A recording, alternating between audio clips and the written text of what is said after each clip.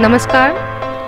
आज मैं डॉक्टर धर्मवीर भारती की कविता टूटा पहिया के भावार्थ बताने वाली हूँ। सबसे पहले कवि का जीवन परिचय और साहित्यिक परिचय। कवि का जन्म 25 दिसंबर 1926 को हुआ। जन्मस्थान इलाहाबाद के अतरसुइया मोहल्ले में। इनका मूल नाम धर्मवीर वर्मा तथा पुकारू नाम, बचपन का पुकारू नाम बच्चन। पिता का नाम चिरंजीवी लाल वर्मा और माता का नाम चंदा देवी।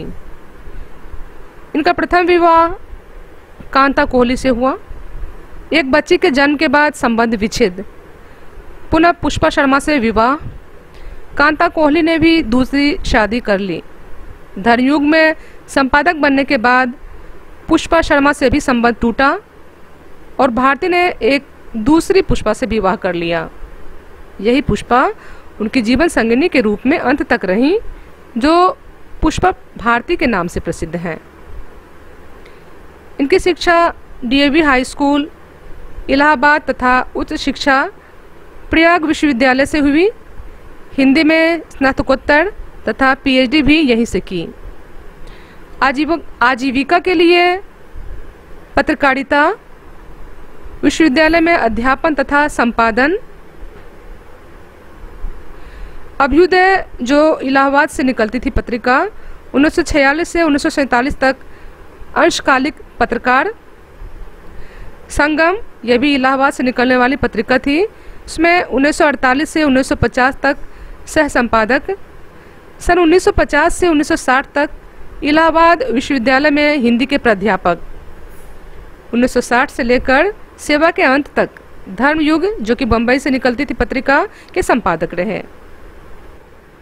काव्य लेखन। दूसरा सप्तक 1951 के प्रतिभाशाली कवि के रूप में प्रसिद्धि मिली इन्हें।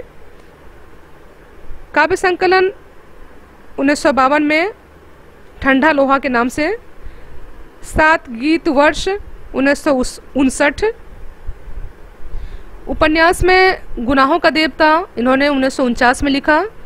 सूरज का 7वां घोड़ा 1952। 11 सपनों का देश सहलेखन में प्रयोगधर्मी उपन्यास। कविता संग्रह मुर्दों का गांव 1947 में लिखा। गुल की बन्नो 1955। चांद और टूटे हुए लोग 1955। बंद गली का आखिरी मकान 1969। निबंध संग्रह भी लिखा इन्होंने। ठेले पर हिमालय 1958। पश्यंती 1969। इन्हें 1972 ईस्वी में भारत सरकार द्वारा पद्मश्री की उपाधि मिली। 1995 ईस्वी में के बिरला फाउंडेशन की ओर से व्यास सम्मान मिला। इनका निधन 4 सितंबर 1997 में हुआ। मैं रथ का टूटा पहिया हूँ, लेकिन मुझे फेंको मत।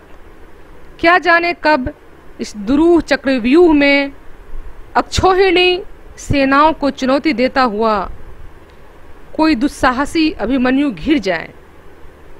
अपने पक्ष को असत्य जानते हुए भी बड़े बड़े महारथी अकेली निहत्थी आवाज को अपने ब्रह्मास्त्रों से कुचल देना चाहें, तब मैं रथ का टूटा पहिया उसके हाथों में ब्रह्मास्त्रों से लोहा ले सकता हूँ। मैं रथ का टूटा पहिया हूँ, लेकिन मुझे फेंको मत। इतिहासों की सामूहिक गति सहसा झूठी पड़ जाने पर क्या जाने सच्चाई टूटे हुए पहियों का आश्रय ले। डॉक्टर धर्मवीर भारती बहुमुखी प्रतिभा संपन्न साहित्यकार हैं। वे प्रयोगवादी कवि के रूप में विख्यात हैं। टूटा पहिया डॉक्टर धर्मवीर भारती की बहुचर्चित कविता है। महाभारत की कथा में वर्णित अभिमन्यु के रथ का टूटा पहिया कवि की दृष्टि में टूटे हुए मन का प्रतीक बन गया है। भारती जी ने अपनी कविता में सहज संवेद्य प्रतीकों एवं बिंबों की योजना करके कविता को अत्यंत आकर्षक बना दिया है। संकलित कविता टूटा हुआ पहिया भारती जी के 7 गीत वर्ष नामक काव्य संकलन से ली गई है। यह एक प्रतीकात्मक कविता है। इस कविता में डॉक्टर धर्मवीर भारती ने आज की समस्या बहुल एवं विडंबनापूर्ण समाज में जी रहे लोगों एवं जर्जर मनुष्य को महत्व प्रदान की है। इसके लिए उन्होंने महाभारत के उस मार्मिक प्रसंगों को हमारे सामने प्रस्तुत किया है, जिसमें 16 वर्षीय वीर अभिमन्यु ने अपने रथ के टूटे हुए पहिए को हाथ में उठाकर ही सप्तरथियों के अन्यायपूर्ण आक्रमण का सामना किया था। आधुनिक संदर्भ में वह व्यक्ति जो अन्याय के सामने नतमस्तक है, शौर्यहीन है, उसके लिए यह टूटा व्यक्ति भी नवीन युग के निर्माण का आश्रय बन सकता है। इन संभावनाओं के मध्य कवि की आस्थावादी दृष्टि इस तरह प्रकट हुई है। कवि के मत में यह युग अंधा है। टूटे पहिए का प्रतीकात्मक चित्रण करके कवि ने संकेत किया है कि आज संसार में सर्वत्र मानव मूल्यों का अभाव है। सारे मानव मूल्य टूट गए हैं, फिर भी कवि निराश नहीं है। कवि का विश्वास है कि पतन के गर्भ में जाने वाली दुनिया को ये जर्जर मूल्य ही सहायक सिद्ध होंगे। टूटा पहिया कविता में यही आशावादी स्वर मुखरित हुआ है। कवि कहते हैं कि मैं रथ अर्थात जीवन का टूटा पहिया अर्थात टूटा हुआ मानव मूल्य हूँ, लेकिन मुझे फेंको मत, क्योंकि शोषण और पीड़न से संतप्त कोई दुस्साहसी अभिमन्यु अर्थात साधारण जन का प्रतीक है, मुझे अपने हाथ में लेगा। हो सकता है वह अक्षोहिणी का अर्थ होता है अत्याचारी शोषक। अक्षोहिणी सेनाओं को चुनौती देता हुआ शोषण पीड़न की व्यवस्था का शिकार हो जाए। महाभारत युद्ध में अधर्म और अत्याचार का विरोध करते हुए दुस्साहसी अभिमन्यु ने टूटे पहियों से कौरवों की अक्षोहिणी सेनाओं का सामना किया था। उसी तरह अधर्म का विरोध करने के लिए साधारण जनता आगे आएगी, इस आशय का संकेत कवि ने इन पंक्तियों में दिया है। अपने पक्ष को असत्य जानते हुए भी महाभारत युद्ध में बड़े बड़े महारथी एक साथ मिलकर निरायुध अभिमन्यु पर आक्रमण किया था।